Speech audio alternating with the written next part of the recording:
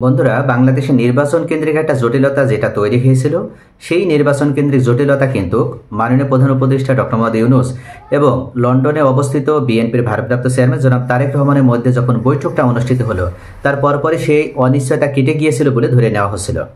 মনে করা হয়েছিল যে এবার হয়তো নির্বাচনে যে একটা তফসিল করে বিএনপি ইতিমধ্যে রাজপথ গরম করার চেষ্টা করে আসছিল, রাজনীতিতে অস্থিরতা তৈরি করছিল। এক্ষেত্রে হয়তো বিএনপি ক্ষান্ত হবে বা অন্যান্য রাজনৈতিক দলগুলো এ নিয়ে আর কোনো কথা বলবে না। যেহেতু ওই সময় সংবাদ সম্মেলন করে মাননীয় প্রধান উপদেষ্টার পক্ষ থেকে ওনার প্রেস সচিব শফিকুল আলমও উল্লেখ করেছিলেন যে যদি সকল প্রক্রিয়া সঠিকভাবে সম্পন্ন করা যায়, সেক্ষেত্রে ফেব্রুয়ারিতে নির্বাচন দেওয়া সম্ভব, এমন একটা ইঙ্গিত প্রদান করেছেন মাননীয় প্রধান উপদেষ্টা। যদি উনি নির্দিষ্ট কোনো তারিখ ঘোষণা করেনি, কিন্তু উনি উল্লেখ করেছিলেন যে জানুয়ারি থেকে জুনের মধ্যে 2026 সালে নির্বাচন হবে। এমনকি উনি বলেছিলেন, এই তারিখে উনি বলেছেন যে এপ্রিলের প্রথম সপ্তাহে যে কোনো একটা দিন নির্বাচন দেওয়া হবে, এবং এই নির্বাচন ঘোষণাকে জামাত, এনসিপি সহ অন্যান্য রাজনৈতিক দল তারা সাধুবাদও জানিয়েছিল। কিন্তু ডক্টর মোহাম্মদ ইউনূস যখন জনাব তারেক রহমানের সাথে বৈঠকে বসলেন এবং তারপরে যখন সংবাদ সম্মেলন হলো, তারপরে আরও 2 মাস যে নির্বাচন এগিয়ে আসে এমন একটা ইঙ্গিত প্রদান করার পরপরই রাজনীতিতে একটা স্থিতিশীল পরিবেশ তৈরি হয়েছিল। কিন্তু হঠাৎ করে জামাত আমির ডাক্তার শফিকুর রহমান এবং এনসিপির আহ্বায়ক জনাব নাহিদ ইসলাম তারা বিস্ফোরক মন্তব্য শুরু করেছে, এবং তারা ইতোমধ্যে উল্লেখ করেছে কিসের নির্বাচন, এভাবে কিন্তু তারা কথা বলেছে।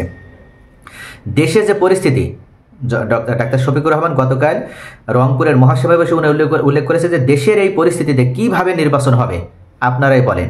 যেখানে পাটগ্রামে বিএনপি তারা সরাসরি থানা ভাঙচুর করছে, সেখান থেকে তারা আসামি ছিনিয়ে নিয়ে আসছে, ক্ষমতার প্রভাব দেখিয়ে, ক্ষমতার দাপট দেখিয়ে।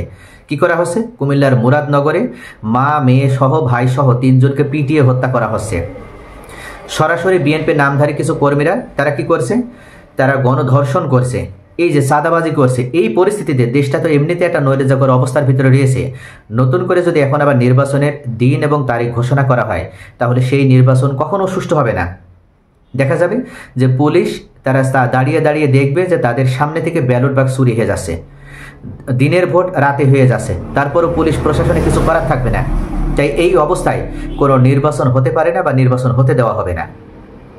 জামাত আমির ডাক্তার শফিকুর রহমান গতকাল রংপুর মহাসমাবেশে এই বক্তব্য দেওয়ার পরপরই আজকেও জাতীয় নাগরিক পার্টি এনসিপির আহ্বায়ক নাহিদ ইসলাম আর এক বিস্ফোরক মন্তব্য করেছেন।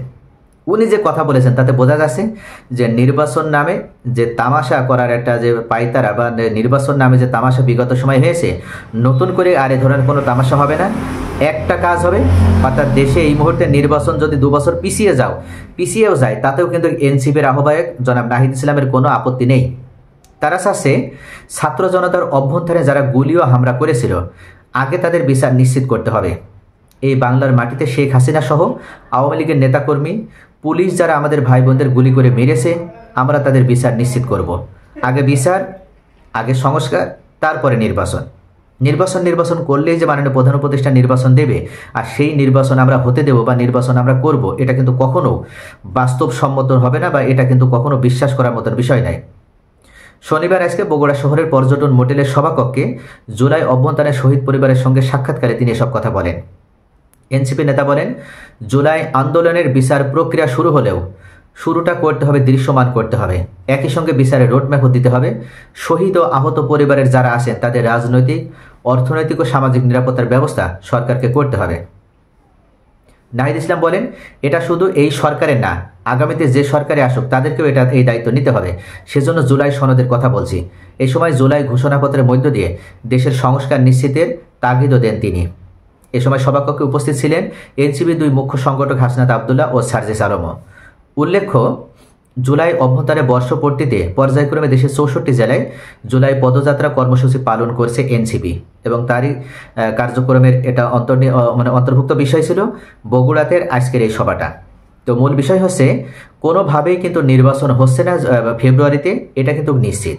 কেননা দেশের এই পরিস্থিতিতে জামাত ইসলামও তারা নির্বাচনে যাবে না, এনসিপিও নির্বাচনে যাবে না। আর জামাত এবং এনসিপি ছাড়া মাননীয় প্রধান উপদেষ্টা ডক্টর মোহাম্মদ ইউনূস শুধুমাত্র বিএনপির উপরে ভরসা করে কোনোভাবে কিন্তু নির্বাচনটা দিবে না। তাহলে কিন্তু সেই নির্বাচনটা আবার সেই একদলীয় নির্বাচনই হবে। তাহলে আগে বিচার কার্যক্রম সম্পন্ন করতে হবে, তারপরে প্রয়োজনে সংস্কার কার্যক্রম সম্পন্ন করতে হবে, জুলাই ঘোষণাপত্র বা জুলাই সনদ প্রণয়ন করতে হবে, তারপরে কেবল নির্বাচনটা হবে, অর্থাৎ নির্বাচন সর্বশেষ অপশন হিসেবে উনি মনে করছেন। উনি মনে করছেন যে বিগত সরকারের বা পতিত সরকারের যারা দোসর হিসেবে কাজ করেছিল, এখনও তারা রাষ্ট্রের ভিতরে বিভিন্ন গুরুত্বপূর্ণ অর্গানে তারা অ্যাক্টিভ ভূমিকা পালন করছে, তারা এখনও সক্রিয় অবস্থা ধরে রাখতে পেরেছে। তাদের বিচার যদি না করা যায় বা এই রাষ্ট্রের গুরুত্বপূর্ণ অর্গানগুলো বা যে সংস্থাগুলো রয়েছে এখান থেকে যদি বিগত ফ্যাসিস্ট সরকারের দোষর হিসেবে যারা রয়েছে তাদেরকে যদি চিহ্নিত করে সরানো না যায়, তাহলে নির্বাচন কখনো সুষ্ঠু হবে না। আমরা এমন কোনো বাংলাদেশে এমন কোনো নির্বাচন চাই না যে নির্বাচন হবে জাতির সাথে তামাশা। আমরা এমন একটা বাংলাদেশ দেখতে চাই যে বাংলাদেশে সুষ্ঠু, অবাধ এবং নিরপেক্ষভাবে নির্বাচন হবে। দেশে সকল শ্রেণী পেশা, সকল ধর্মের মানুষ, সকল গোত্রের মানুষ স্বতঃস্ফূর্তভাবে তারা নির্বাচনে অংশগ্রহণ করতে পারবে।